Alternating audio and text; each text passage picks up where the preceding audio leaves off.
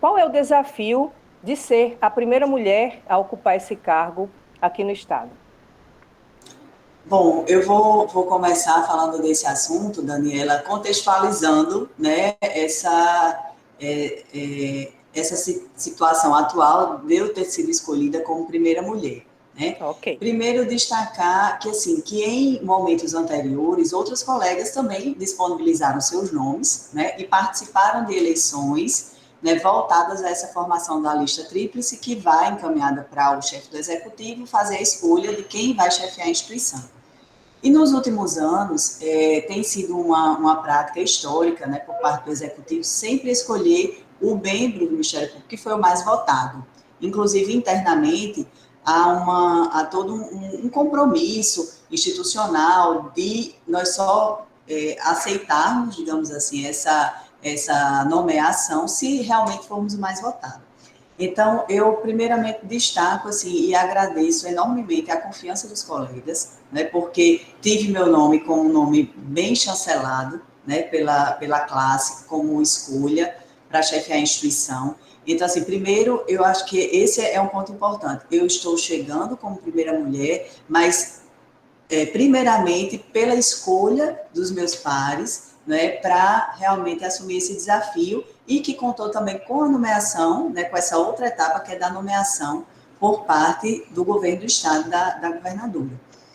E feita essa consideração inicial, claro, como primeira mulher, né, a chefiar o Ministério Público do Rio Grande do Norte, isso muito me honra, né, muito me alegra, né, por quê? Porque quantos anos nós já temos a nossa instituição, né, uma instituição que também é formada fortemente por mulheres, nós temos Uhum. praticamente uma igualdade, eu não saberia dizer percentualmente, mas existe um número bem expressivo de mulheres também que são promotoras, que são procuradoras de justiça, e até hoje não tivemos ainda uma integrante mulher, né, à frente da instituição.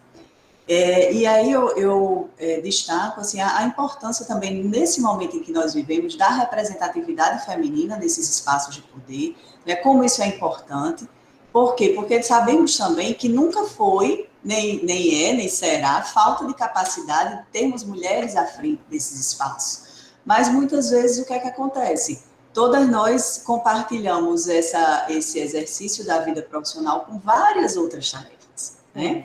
Então, somos mães, esposas, filhas, amigas, profissionais, enfim, exercemos aí uma pleia de atividades. Verdade, E verdade. dentro desses cenários, realmente é mais comum a gente vê o quê? Não, eu já tenho tanta coisa que eu não estou ainda com aquele espírito de me lançar para isso, Uhum. né? E aí eu espero que realmente esse acontecimento ele inspire outras, né, outras mulheres em cada um dos seus espaços, porque de fato precisa ter um pouco aquela disponibilidade, aquela vontade, né? Mas eu também destaco assim que essa vontade ela tem que vir associada à busca de um equilíbrio entre os outros Com papéis. certeza. Que a gente sabe Verdade. que, claro que algo vai demandar bastante, né, vai exigir, mas eu costumo dizer também que não tem nada assim tão forte quanto a vontade, né? Então, assim, a vontade associada, né, à dedicação, a um trabalho em equipe, aquela serenidade e tranquilidade para saber dedicar a importância para aquilo que realmente é necessário naqueles momentos. Então, acho que isso é muito importante e eu espero que outras mulheres também cada vez mais ocupem esses novos espaços e façam a diferença. Doutora Elaine, você já sente que você está conseguindo passar essa representatividade já nesse início, né? Você acabou de assumir aí esse desafio, não é? Você já sente isso? Já tem essa sensação que você está Olha, representando super bem? Daniela, a gente, pronto, teve a eleição, aí a segunda etapa foi a nomeação, né, da Uhum. governadora Fátima, que aconteceu semana passada, e dia 18 de junho será a posse, então será realmente o início da nova gestão. E, de fato, eu já sinto, assim, pelas informações, pelas mensagens que chegam de pessoas próximas, de amigos, enfim, ou de pessoas que me conhecem, olha que coisa boa, olha que, né, que representatividade. Então, a gente vê como outras mulheres também se sentem participantes, desse processo. Mesmo que elas não estejam Representadas, aqui, né? mas representadas, né? E eu fico feliz, fico muito feliz, né? Porque realmente eu acho que é importante a gente, cada um, no seu papel, onde está, fazer a diferença, dar uma contribuição, colocar uma pedrinha nesse processo de construção, né? E a representatividade feminina, ela tem muito a ofertar, né? Ela tem muito a oferecer nessa articulação entre todos, né? Então, é importante realmente essa articulação, né, cada vez maior. Doutora Elaine, você assume essa vaga exatamente na gestão de uma mulher também à frente do governo do Rio Grande do Norte. Como é que foi a participação da governadora Fátima Bezerra na definição do seu nome? Essa escolha, né, da chefia do Ministério Público, ela realmente existe um processo, né, vamos dizer assim. Primeiro, nós temos um processo interno de colocação de nomes à disposição da classe para essa eleição. Curiosamente, esse ano, né, assim, um dado interessante é que só eu me candidatei, né? A gente, no primeiro momento, assim, não tinha ainda essa definição, mas acredito, assim, e sei que isso é fruto também de um trabalho que vem sendo desempenhado nesses 4 anos, né, que eu já estou como procuradora adjunta. Então, essa chancela, ela vem também pelo reconhecimento de um trabalho que está sendo realizado, né, e a confiança no que está por vir. E, na sequência, com a eleição, há uma chancela pelo Colégio de Procuradores que encaminha para a governadora, né? E a governadora também prontamente chancelou também, né, o nosso nome para o desempenho dessa missão. Doutora Elaine, você chega no comando da Procuradoria-Geral do Rio Grande do Norte em que momento? A gente percebeu que alguns anos atrás havia muitos conflitos, né, entre promotores, procuradores e funcionários, enfim. Qual é o clima que você sente hoje dentro da Procuradoria-Geral do Rio Grande do Norte? Esses 4 anos, eles foram muito importantes, assim, para sedimentar, né, reforçar, eu diria, o diálogo, né, a transparência, a melhoria, a existência de um bom clima organizacional, né, entre os integrantes da nossa instituição.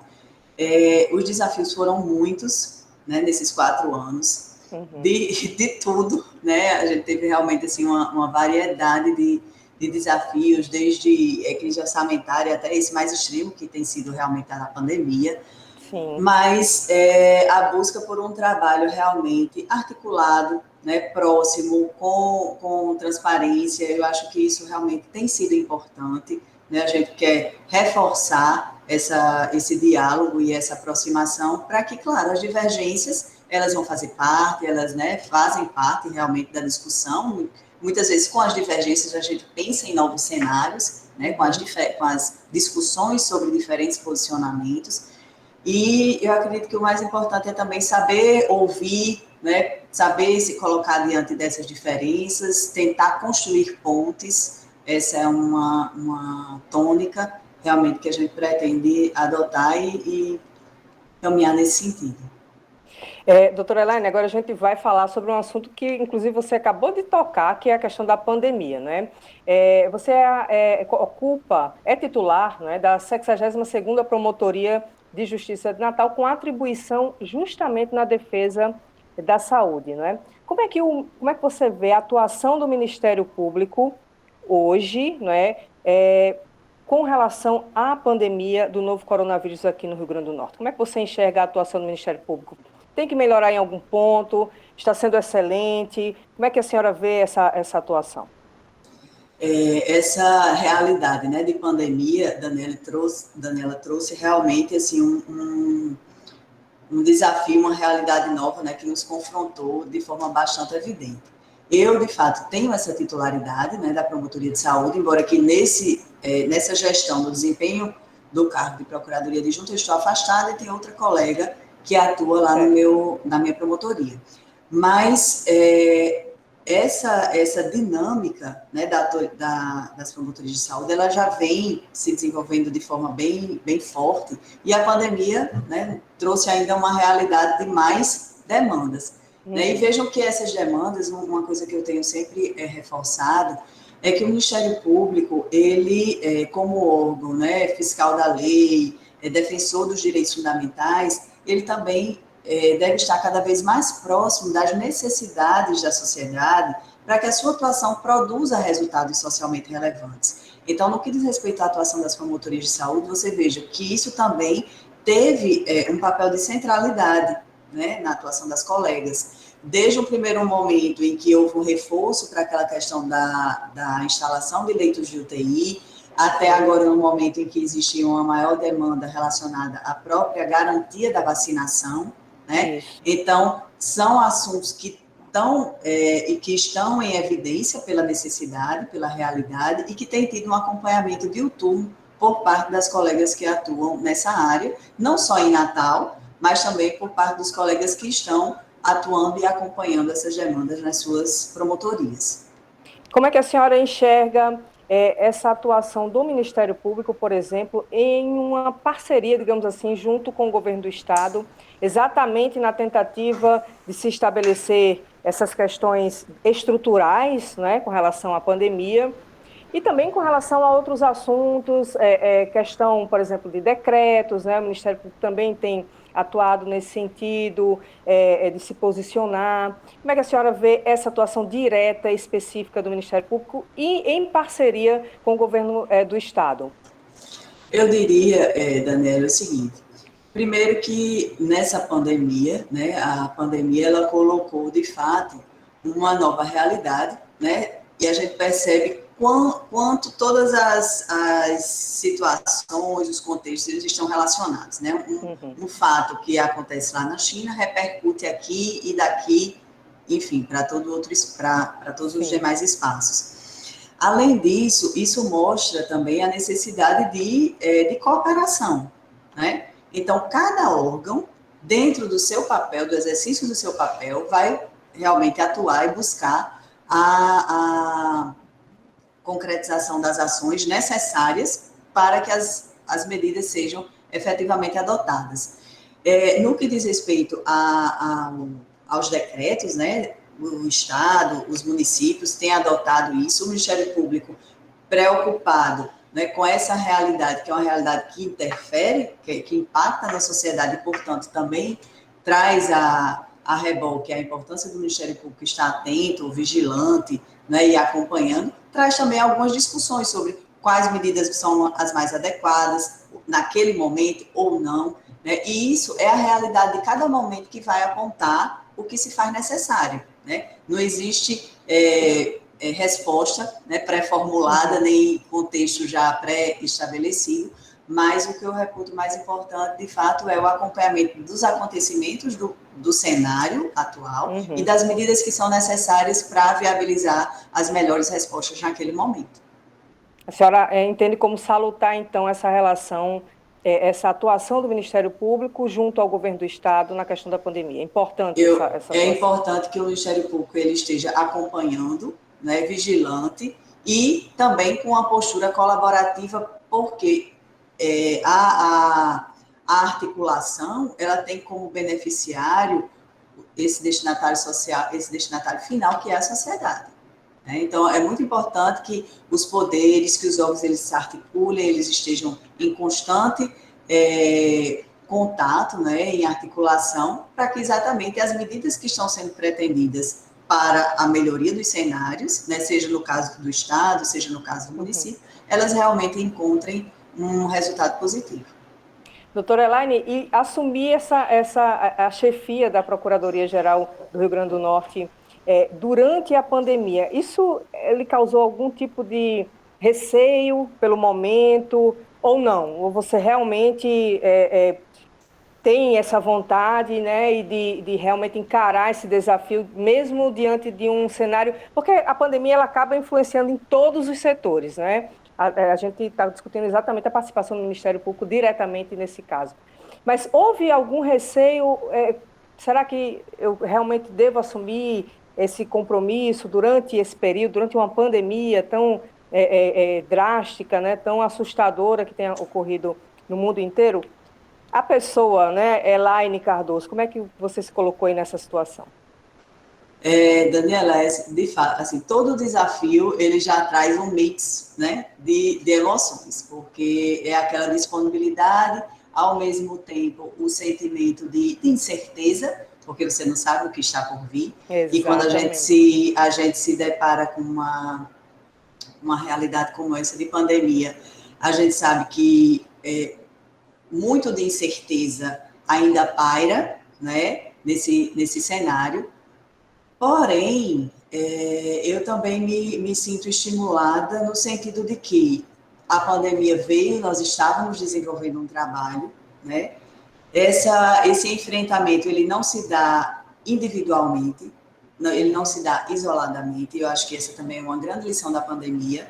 Por quê? Porque a cooperação, seja ela local, seja ela regional, seja ela de maior abrangência, ela é realmente uma tônica que mostra que os resultados eles são mais potentes se existe uma cooperação, né? Sim. Então, a partir do momento que eu também tenho a consciência de que esse trabalho ele não vai ser só meu, ele não é um Uhum. trabalho isolado, né, que nós teremos uma equipe que a gente está buscando aí estruturar de forma bastante coesa, de forma integrada.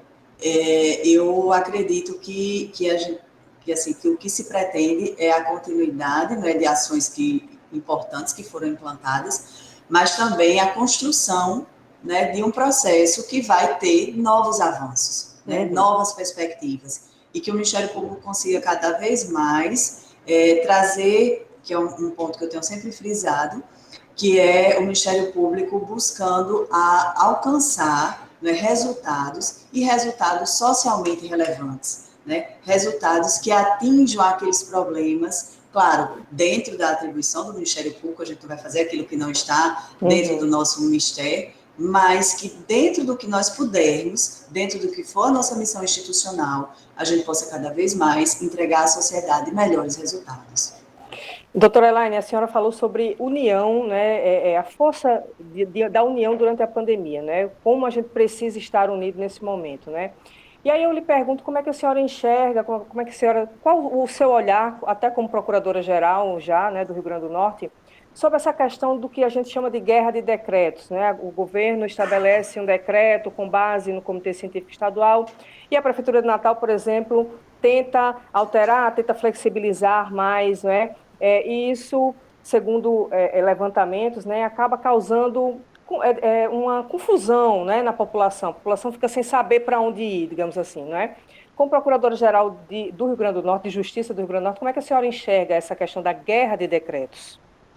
Veja, Daniela, essa diferença, né, nas previsões de cada um dos decretos, né, são vários fatores os que, digamos assim, que informam e direcionam, né, a adoção de regra mais restritiva ou de regra mais ampliativa por cada um dos entes. E, certamente, cada gestor, tanto os municipais como o estadual, procuram considerar aqueles aspectos que, naquele momento ou naquela situação, estão tendo predominância.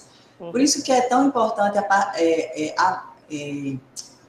para além das divergências, né, conseguir identificar alguns patamares que consigam encontrar um certo afinamento.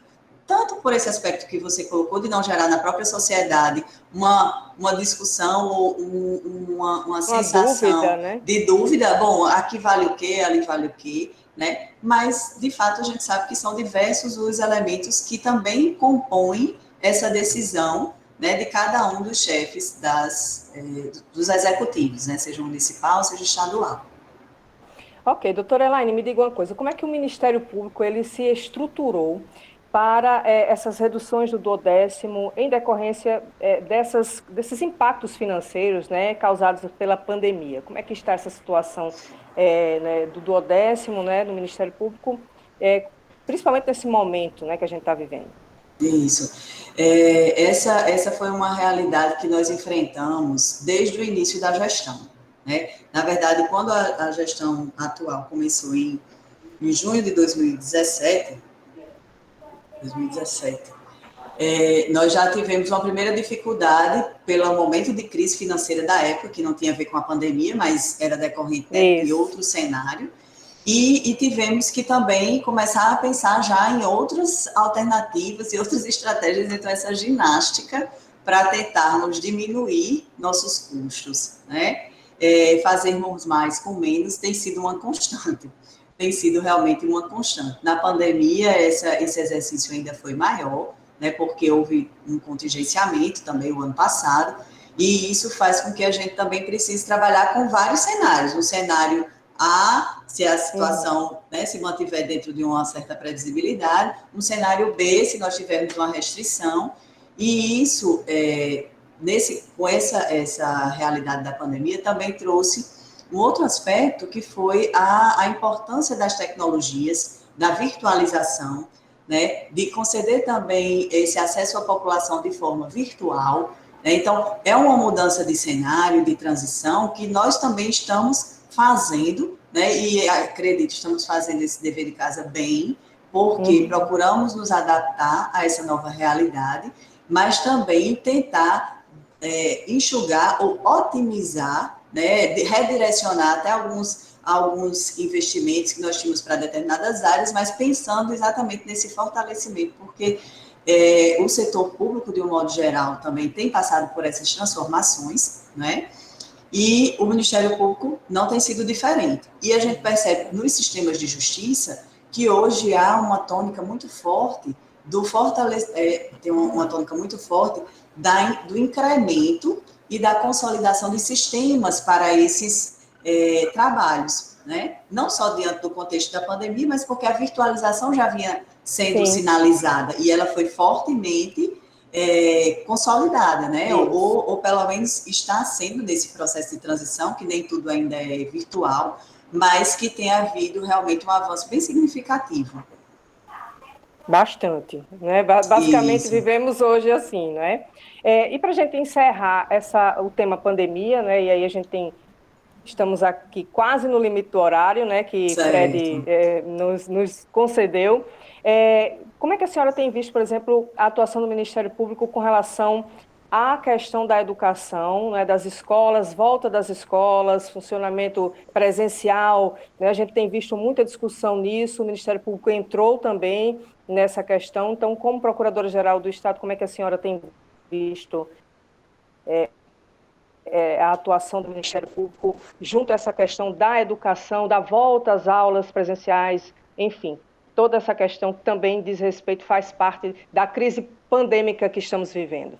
É verdade. Veja, eu acho que nesse cenário, Daniela, é importante destacar o seguinte, que a realidade que nós temos hoje é uma realidade ainda de pandemia, mas é uma realidade bem diferente da que nós tínhamos um ano atrás. Não com relação especificamente a números, eu não digo muito com relação a isso, mas com relação ao que se conhecia naquela época, há um ano atrás, e a realidade que se conhece hoje, né? E também dentro dessa perspectiva que não se sabe ao certo por quanto tempo isso vai se manter, né? E quais as adequações ou adaptações que cada área ou que cada esfera precisará fazer para dar seguimento, né, a essas atividades. Então, no cenário da educação, a atuação do Ministério Público pelas promotorias especializadas leva em conta esse cenário, né? Então, as escolas particulares já voltaram, né, em uma certa medida, e o que é que se observa? Que há uma grande importância dos protocolos, né, de distanciamento, de cuidados de higiene, do uso da máscara.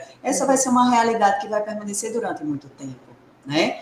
Então, assim, o número de pessoas presentes em determinada sala ou não, tudo isso está sendo colocado dentro desse cenário de busca desse retorno. Por quê? Porque hoje se fala muito mais de um comportamento de risco, né? Que não esteja observando esses cuidados ou esses parâmetros de protocolos sanitários, do que propriamente isso ou aquilo não deve funcionar de jeito nenhum, né? Então, esse é um aspecto importante e que foi também considerado pelos colegas nessa atuação, né? Cenário mesmo do momento e dessa perspectiva de retomada, né, de acesso a essas disponibilidades, assim, né, a disponibilidade escolar, Exato. claro, com o incremento de mecanismos de acesso online, para que até de uma forma híbrida, né, o que for possível encaminhar nesse cenário, mas que haja realmente uma retomada, uma Que continuidade. se estabeleça aí, eu vi, por exemplo, que o Ministério Público ele tem pedido que o governo e até a Prefeitura de Natal, por exemplo, pelo menos comecem a planejar esse retorno, não é? Porque a Isso, que gente não tem haja uma cobrado bastante. proibição. Isso, a gente tem criticado bastante, por exemplo, o fato de, após um ano de pandemia, a gente não vê, por exemplo, o governo se preparando para um retorno presencial, a Prefeitura de Natal, enfim. Então, a gente tem visto o Ministério Público atuando muito nesse sentido. A senhora concorda que é preciso que o governo, que as prefeituras realmente, pelo menos, iniciem esse planejamento de retorno presencial? Isso, como eu disse agora há pouco, essa questão dos protocolos, dessas regras, né, de funcionamento, elas realmente trazem mais tranquilidade e segurança para que as atividades elas possam ser desenvolvidas. Então, é um ponto Ok. realmente essencial. E Uhum. se você me permite, Daniela, eu queria reforçar um aspecto, que Sim. nesse período também de pandemia, o Ministério Público, através do Ministério Público Estadual, do Trabalho e o Federal, aliado, né, às associações, a Associação do Ministério Público Estadual e ao Sindicato dos Servidores, nós temos feito uma campanha, certo, que se chama MP Solidário. É uma campanha, na verdade, de arrecadação de valores. Esses valores, eles são revertidos na aquisição de cestas básicas e Uhum. disponibilizadas para categorias, para pessoas que estão em situação de vulnerabilidade diante desse contexto de pandemia. É importante reforçar isso, por quê? Porque num determinado momento, quando a campanha foi lançada, a gente, né, teve aquele maior número A de movimentação. arrecadações, uma movimentação maior, mas a campanha continua. Já foram Certo. disponibilizadas mais de 700 cestas, né, para pessoas em situação de vulnerabilidade. Eu gostaria, se for possível, de registrar aqui o PIX, né, Sim, fica à vontade. Sim. da associação, porque essas transferências elas são feitas para a associação do Ministério Público, que faz essa aquisição e a distribuição E organizada e distribui. articulada. Então, a chave é o número de celular do PIX, é o 84 Certo. 99408 3145, Ok. Pode repetir, certo? doutora Elaine? A gente acha que tem Posso? como colocar, não sei se os meninos vão ter como colocar, mas é bom você repetir o número, né? Pronto. É o 84 99408 3145. E assim, importante dizer que não existe nenhum valor pré-determinado, né? Qualquer valor é muito bem-vindo para essa Uhum. colaboração e disponibilização de cestas. Então, é uma campanha que permanece, que a gente realmente reforça esses números e essa divulgação nas mídias, para que a gente possa ter aí um número maior de pessoas também alcançadas por esse trabalho. Maravilha. Doutora Elaine, para a gente encerrar a nossa entrevista aqui para o Novo Notícias, uma última pergunta que seria sobre a questão de concurso público. Há alguma perspectiva para concurso para promotor público, né, para os próximos meses ou anos?